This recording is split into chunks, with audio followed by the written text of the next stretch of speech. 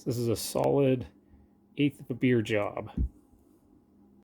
A quick how-to on how to replace an edger blade on one of these multi-tool power head attachments.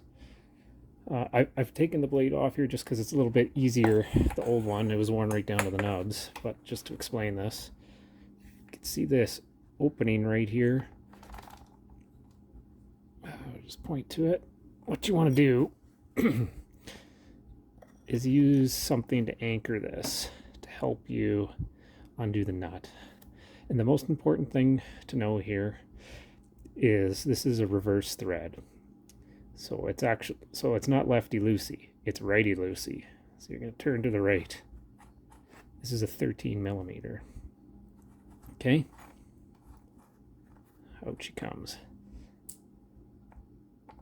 Now, I just want to make sure the surfaces are clean, and you just pop your replacement blade in.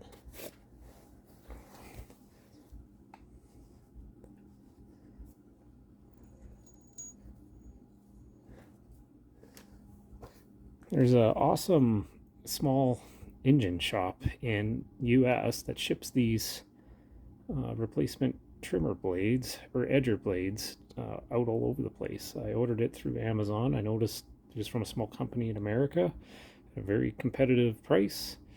It was like 20 bucks for 4 blades. Can't go wrong. 1/8 inch. This will get the job done.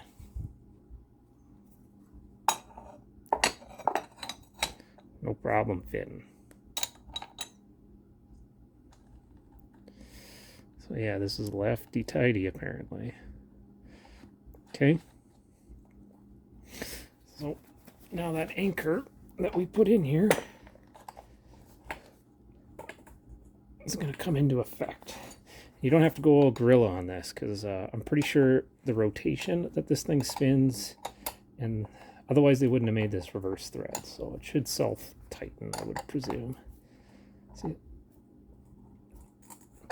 That's it. Ready to trim or edge some lawn.